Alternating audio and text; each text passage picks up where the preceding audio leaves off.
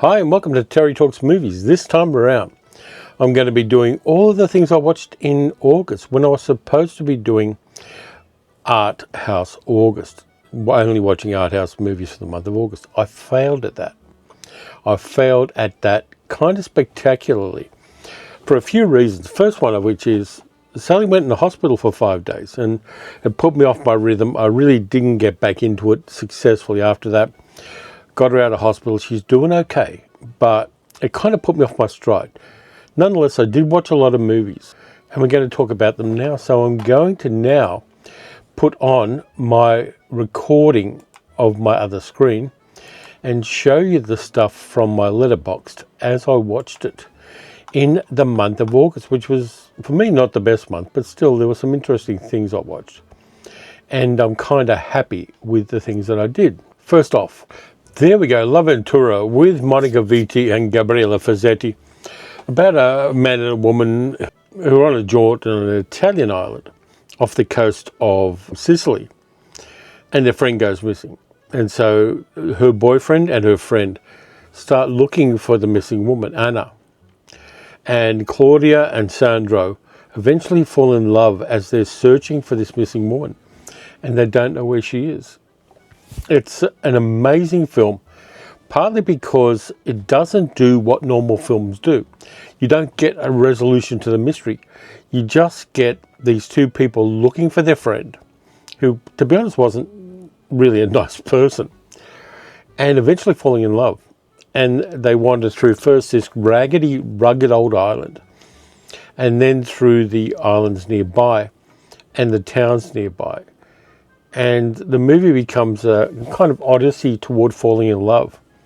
It's a really unusual film, and because it doesn't play to the normal grammar and the normal tropes of cinema, it's kind of impressive that it does what it does, how it does it. I was incredibly blown away by this film, partly because it taught me a new language of cinema. And that's exactly what I wanted to do with Arthouse August. I wanted it to show me new kinds of cinema, and L'Avventura is definitely that. I was going to watch the third in the trilogy, Antonio's trilogy, which was L'Eclisse, but I didn't get time to watch that. I'll probably watch it sometime before the end of the year. But L'Avventura blew my tiny mind.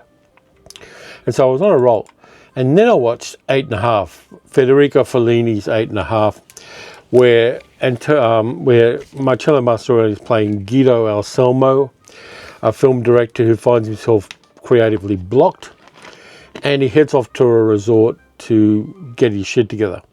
And meanwhile, the producers and the staff and the actors of the film keep hassling him, and he's kind of got to work out what he wants to do about this rather silly science fiction movie he's going to be making. This is a kind of romantic play movie where Fellini is examining his own life and career, and Guido is a surrogate character for Fellini himself. Wonderfully playful, fantastic actors. You've got Marcello Mastroianni, Anuka Me playing his wife, Sandra Milo, Claudia Cardinale, Rosella Falk, Barbara Steele, Madeleine LeBeau, who was also in Casablanca, and just a whole bunch of very familiar Fellini characters. And I like this movie. I don't like it as much as I like La Dolce Vita. La Dolce Vita is my peak Fellini. But 8.5 is still a movie I love. And it's not quite as long as La Dolce Vita was. Then I watched a movie called Dead End, which I hadn't seen before. And it popped up on YouTube. Directed by William Wyler from 1937. It's a Depression-era drama about a mobster played by Humphrey Bogart who returns to visit the slum where he grew up because he wants to reconnect with his old girlfriend, Francie. But the movie is framed around a whole bunch of kids who live in this slum and who are stuck there and drifting into criminality because of the poverty in this slum. It's a really interesting film. Sylvia Sidney's in there. It has the Dead End kids, Hans Hall and Leo Gorsi and all that mob. This is the first movie where those guys appeared. It's based on a stage play, and it's all filmed on a very large indoor set that makes up the whole slum. And Bogart's character in this is a real piece of shit. And he comes back to his home. He's had plastic surgery to change his face.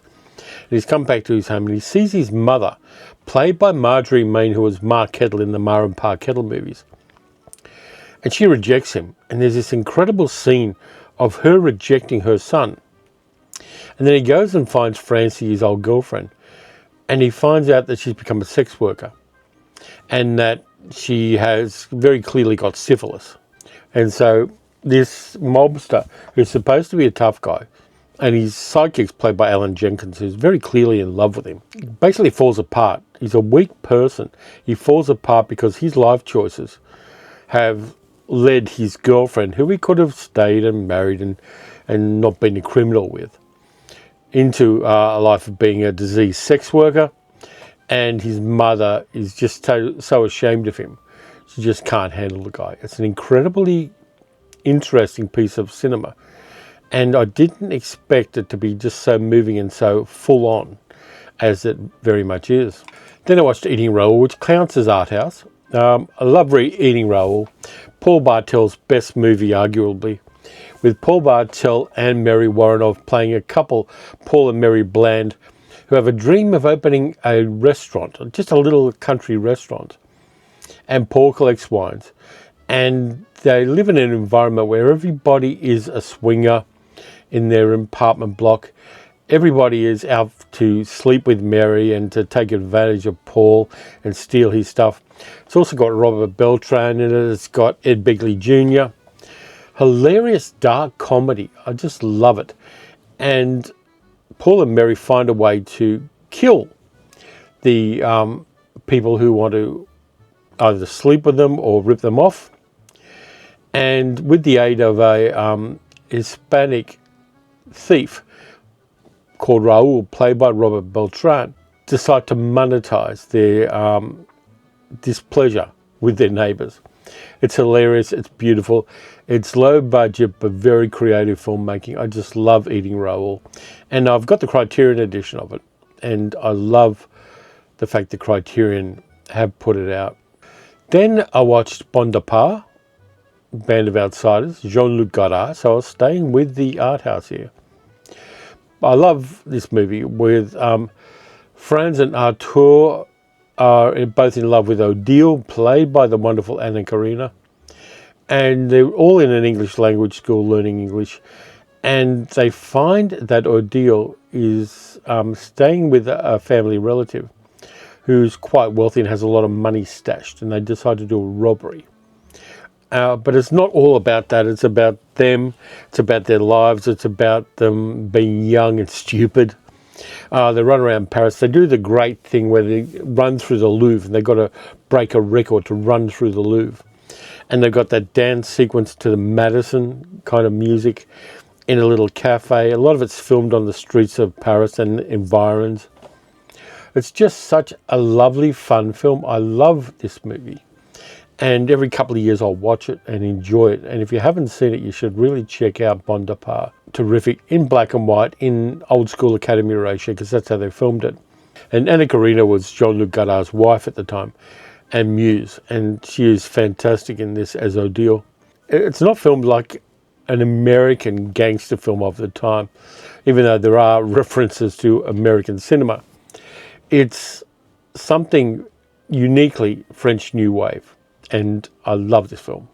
Then I watched Control. I've talked about this because Umbrella have released it on physical media. Anton Corbijn's story about Ian Curtis, the lead singer of Joy Division, played by Sam Riley. Not a happy movie because ultimately Ian Curtis had not an entirely happy life, partly because of himself, but also partly because of the disease he had, particularly epilepsy. It's a good little film, but it's not a happy little film. Sam Riley's in there, Harry Treadaway, Samantha Morton. It's just a very interesting film. I'm not particularly a Joy Division fan, I never have been. I know a couple of the songs, but this is a good film and it's an important film. And I like the way it told its story, though, as I said, it's not a happy film at all. Then I watched The Thicket, which is another one that Umbrella sent me. A Western with Peter Dinklage playing a bounty hunter who goes on a quest to find a young man's sister who has been kidnapped by a gang of cutthroat killers, led by a killer called Cutthroat Bill, played by Juliette Lewis. It's filmed in Canada in winter, and it's like a cold weather western. Dinklage's character has a sidekick played by Levon Hawke. No, Levon Hawke's the brother. Sorry, Levon Hawke's a young brother. And he has a sidekick played by Bande. Really interesting, different western. It's based on a story by Joe R. Lansdale. And it's just a very different western, and it plays realistically and grounded. But doesn't mess with history. It's set in the early 20th century, so there are cars around, but they're kind of rare. It's a hidden gem of a western. It really does deserve to be seen. Umbrella did release it on Blu-ray. It was a limited edition, but I'm sure it's going to turn up on streaming services if it hasn't already. And if you get a chance to see The Thicket, you're not going to be disappointed with it. I think it's a good, solid little western with well-grounded characters. And this movie was a labour of love for Peter Dinklage because he wanted to play the role ever since he read the story 10 years before the movie was made. This one you've got to check out. Then I watched Score, a Radley Metzger movie. I'm not sure why this thing here is pixelated, but it's about a mythical city of leisure where a married couple, Jack and Elvira, have a bet regarding whom they can seduce. And they meet a young couple, and the story goes about how they have a party with this young couple, and they decide they're going to seduce them. Stars Claire Wilbur, Lynn Lowry, Carl Parker, Casey Donovan, and Gerald Grant. It's very much a erotic 1970s movie. Based on a stage play, oddly enough, which was in New York and Broadway. And this one has nudity and kind of borderline X-rated scenes. Actually, it's X-rated scenes, but they're very tastefully done. Everybody in the movie ends up being bisexual. I like Radley Metzger's stuff. I love how classy he did adult material. And Score is a movie that I've got it on Blu-ray. If you are interested in that kind of tasteful 1970s erotica, this is one you might want to check out. Then I watched Plan 9 from Outer Space because I watched Plan 9 from Outer Space. I was going to do it for the channel as a full video, but there's not much you can say about Plan 9 that hasn't already been said by many, many, many people. I love the hokiness of it. I like the silliness of it. I like the idea that Bela Lugosi is married to Vampira. It's just so bad. The aliens are ridiculously campy. The hero, an airline pilot played by Gregory Walcott, and his wife, played by Mona McKinnon, are useless and hopeless. Everything has been said about this movie, and directed by the great Ed Wood Jr. It's an earnest film. The movie I really want to talk about on the channel at some stage by Ed Wood Jr. is Glen or Glenda, which I think is a movie that says some things that are kind of contemporary in a weird way. But Plan 9 from Outer Space, you've got to love that. There's no way not to love Plan 9 from Outer Space if you are the sort of person who can put themselves into the headspace of loving an atrociously bad movie, which is very earnest, made on a very small budget, but made with dedication and heart. And I love that. It's I still want to know what the other 8 plans from outer space were, because they had to have been better than Plan 9. Then I watched Konga, which I've talked about on the channel, with Michael Gough playing a scientist who brings a chimpanzee back from Africa and has a whole bunch of plant extracts which make things grow. And he ends up making the chimpanzee grow into a guy in a gorilla suit and then a giant guy in a gorilla suit. Margot Johns is really good as his kind of girlfriend assistant. And there's a pin-up character, there's a pin-up actress starlet called Claire Gordon in this mix as well. I've talked about this one on Science Fiction Saturday, so I won't talk about it more. Then I watched another Michael Gough film, Horrors of the Black Museum, which again is a very campy Michael Gough movie where he plays a writer of true crime stories who builds himself a museum of horror and also kills a lot of people. Very campy, very over the top, wonderful late 1950s English horror film. Then I watched Black Orpheus because you got to have an art house film as wonderfully beautiful and magical and filled with music as Black Orpheus. If you haven't seen Marcel Camus's Black Orpheus, you got to check this out. Oddly enough, Marcel Camus married two of the actresses who were in this film in major roles. At various times they were sequential, they weren't simultaneous. But it's filmed in the favelas and the waterfronts of Rio de Janeiro during Carnival. It's a retelling of Orpheus and Eurydice. Beautiful music by Antonio Carlos Jobim and Luis Bonfá. Stars Breno Mello and Marpesa Dawn and Lourdes de Oliveira. It's just a magical film. If you don't love this movie, you're dead from the neck up. It is just one of the most magical foreign language films ever made. Then I watched Blue Velvet because I had the Criterion Blu-ray. David Lynch, sick movie, Isabella Rossellini, Dennis Hopper, Kyle MacLachlan, the wonderful Dean Stockwell, who steals the movie in a small role. Sick and wonderful. I'm not quite sure what time period this is in, because it feels in some ways like a 1960s set movie, but also feels like a contemporary movie in a way. Blue Velvet held up well for me.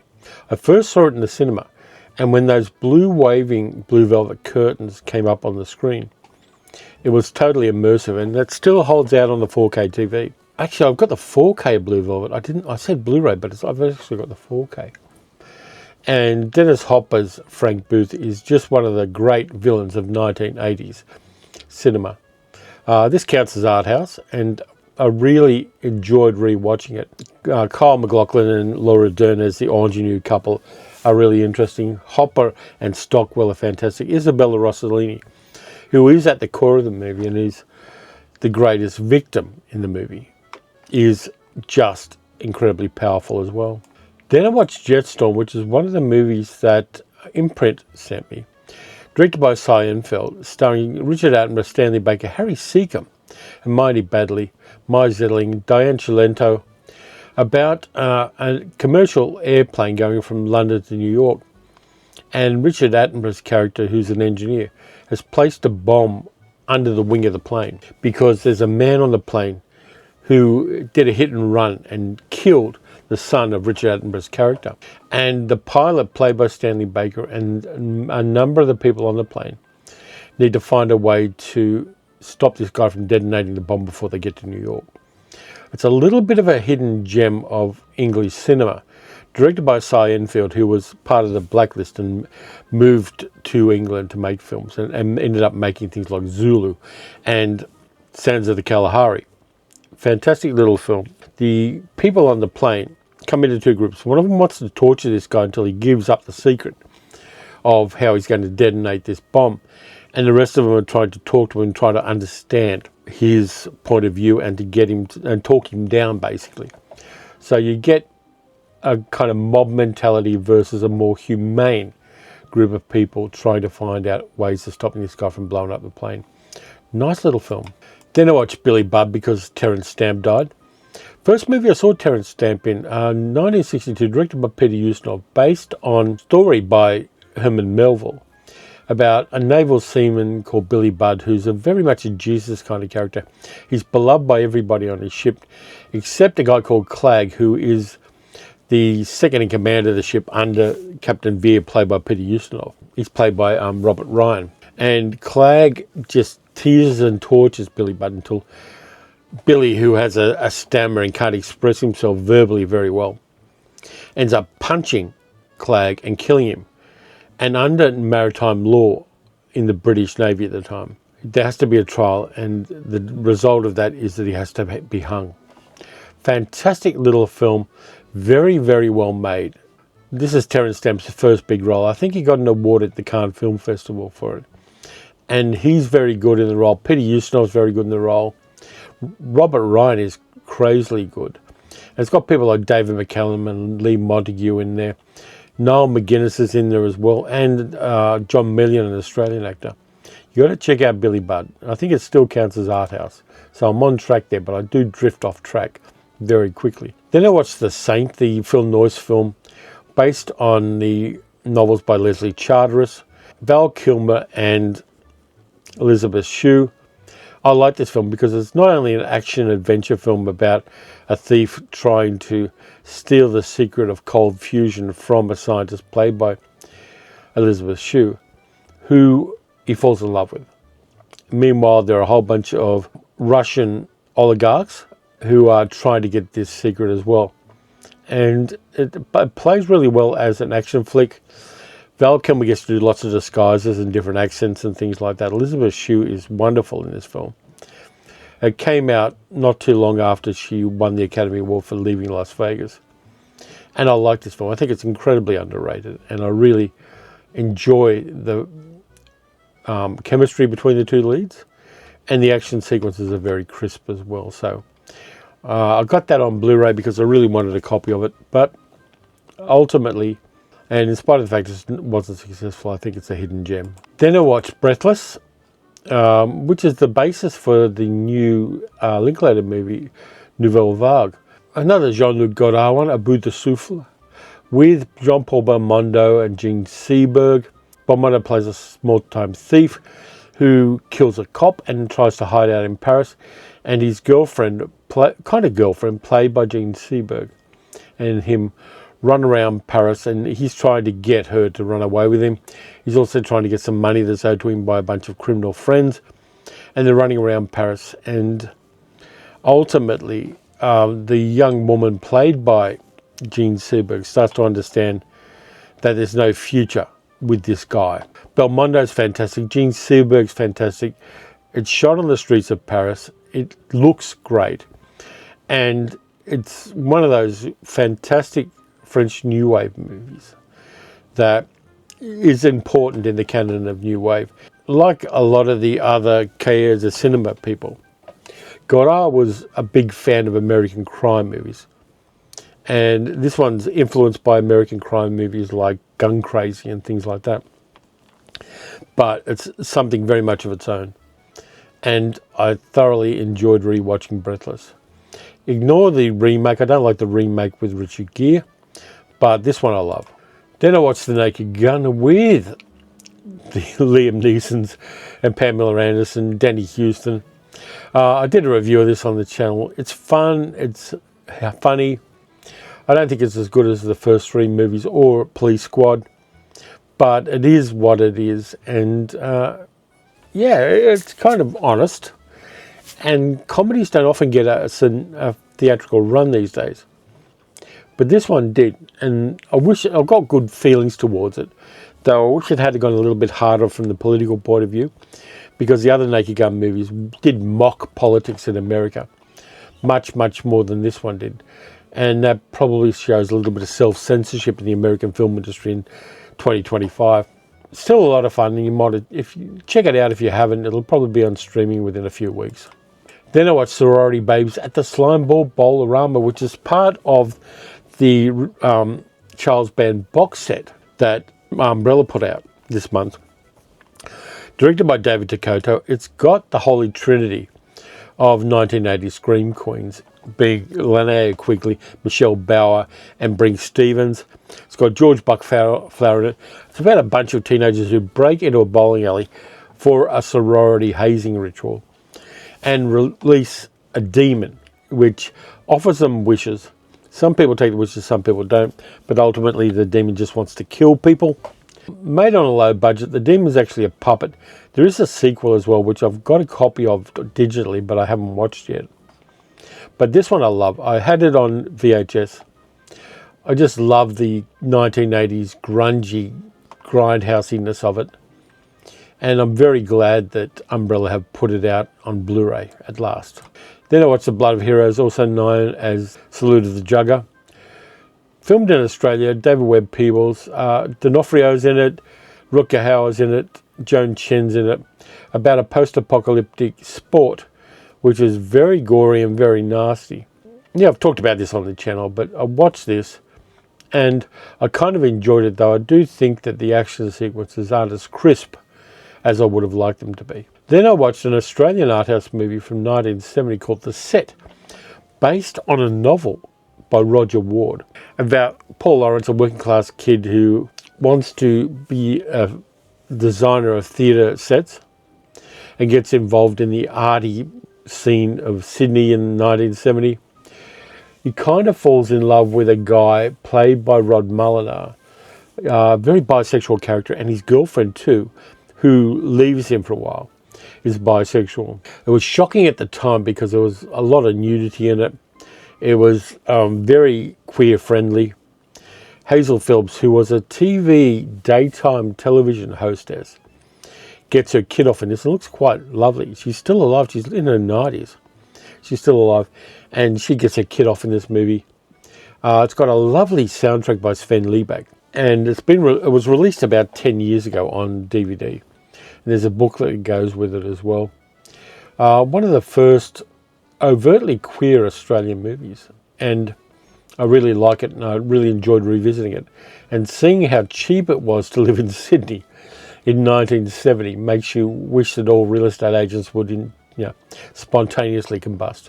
From there I went to Space Time, which is another release by Umbrella Entertainment, about a very, very low budget, directed by Michael O'Halloran. And it took 9 years for the post-production because they had to raise the money for this one. Low-budget movie about a bunch of scientists are trying to create an interstellar drive, but end up creating a time machine. And the guy who is in charge of the project failed at first, and he resurrected the project 3 years later in the movie, is using the time travel for his own nefarious purposes. And a scientist played by Ashley Lowellback has to stop him.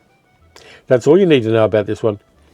It was released on a kind of limited release by Umbrella on physical media, and I believe it's sold out now, but I really enjoyed it because it does a lot with very, very little. Then I watched Primitive War. I've talked about this on the channel.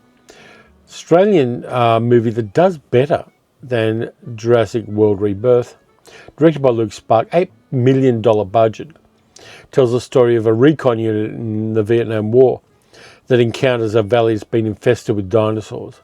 Really interesting little film, and if this comes out on streaming, you've got to check it out because I think it's a good, honest dinosaur adventure movie. Talked about it endlessly on the channel last weekend. Then I watched Seven Hills of Rome with Mario Lanza, which is the last feature film Mario Lanza made before he died. He had an eating problem and went on some really crazy diets and ended up dying of a heart attack soon afterwards. It's about an American singer who goes to Rome to follow his girlfriend, who's not really that into him. And he ends up meeting up with his cousin, who is a piano player and is as broke as he is, and meets a beautiful young woman played by Marissa Elacio. Wanders around Rome, sings a lot of songs, sings at a lot of venues. Mario Lanza is good in this movie. The locations are fine. It's very much 1957, but I kind of enjoyed it. I found a copy of it online. Not for everybody, but it was entertaining in its own way. And Mario Lanza does pretty well when he has to do a fist fight in a little Italian bar. He moves and holds himself quite well during the fight scenes. Then I watched Triple X, The Return of Xander Cage from 2017. Third Triple X movie. The second one had Ice Cube starring in it because Vin Diesel didn't want to. It has Samuel L. Jackson again playing his boss. It's got Donnie Yen in it. Toni Collette's in there. Ice Cube's back again. Rory McCann. Nina Dobrev. It's okay for an action film. It doesn't do fantastically well, but it does okay, and I picked it up very, very cheaply on Blu-ray, so I will watch that just for a meathead action film. And by this stage of the month, I've drifted well off art house films because I lost my mojo with them when real life intervened, kind of. And I'm getting a lot of sunlight striping my face at the moment, which is kind of cool. Then I watched Son of Ali Baba with Tony Curtis and Piper Laurie. Swashbuckling Arabian Nights adventure where Tony Curtis plays, oddly enough, the son of Ali Baba. It also stars Piper Laurie because they'd played together in The Prince who Was a Thief. Susan Cabot's in there, Morris Ankrum. Hugh O'Brien plays the main villain in the movie, which is kind of cool. Lots of swashbuckling, sword fighting. Nice dance sequences by some dancers in this as well, because you always got to have the dancing girls in these kind of movies. And it worked. It just landed for me, allowing that it's a 1952 Arabian Nights action adventure. Then I watched Zotz, directed by William Castle, 1962, starring Tom Poston, Fred Clark, Jim Backus, Cecil Kellaway, Margaret Dumont's in there as well. About a professor of modern languages, played by Tom Poston, who gets a magical coin that gives him magical powers. And he's pursued by Russian spies. It's a bit of fun. It's a light William Castle film at a time when he was doing a lot of horror stuff. And it just works. I got it on Blu-ray.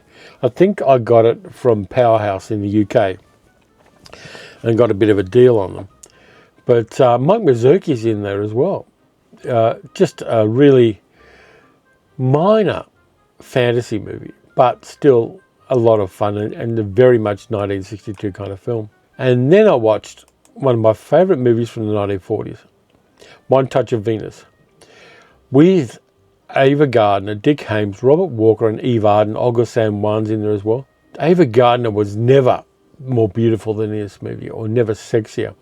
The movie's it's kind of a musical. It's got songs where the music's written by Kurt Weill.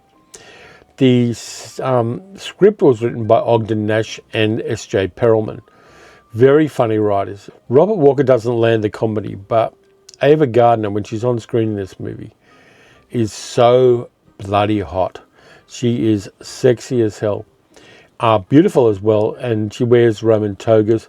I don't believe she had undergarments under the upper part of her costume, and that's quite obvious in the film. But it's a charming little musical fantasy, which I love. I've got a DVD of it that I picked up from America.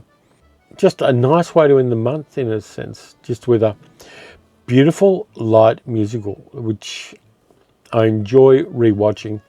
Fantastic cast. Whimsical as hell, but I really loved it. So that's, I had a good month in spite of all of the ructions and the real life things that interfered with stuff. I didn't complete 31 art house movies in the month, and I'm honest about that, but I'm not going to whip myself about it. I may try again later. And I really enjoyed the movies I watched this month. There isn't anything I watched in there that really pissed me off or angered me or annoyed me. So August wasn't a bad month all up. Forget how many movies. How many movies did I watch? Let me just count them, because 1, 2, 3, 4, 5, 6, 7, 8, 9, 10, 11, 12, 13, 14, 15, 16, 17, 18, 19, 20, 21, 22, 23, 24, 25. I got 26 movies, which, given the fact that life did kick both of us in this household in the balls, nether regions, I think it was a pretty good month. So that's what I've got. That's August for me. Thanks a lot for watching. If you enjoyed this video, you know the usual things. Like, subscribe, leave a comment, tell me which movies you've seen of these and you liked or didn't like, and which ones you want to see as well. You can also support the channel by becoming a channel member or by becoming a patron at patreon.com/TerryTalksMovies. We're rolling up to Science Fiction Saturday now, and I've got some stuff for that, which is kind of cool. Yeah, August was an odd month, and August was a month that was trying in various ways. But I'm smart enough not to beat myself up about that. So until next time, watch some good movies, watch some bad movies. Have a go at watching a lot of art house movies in a month. I think it'll reset your settings in a lot of ways as a film buff. And I'll catch you next time.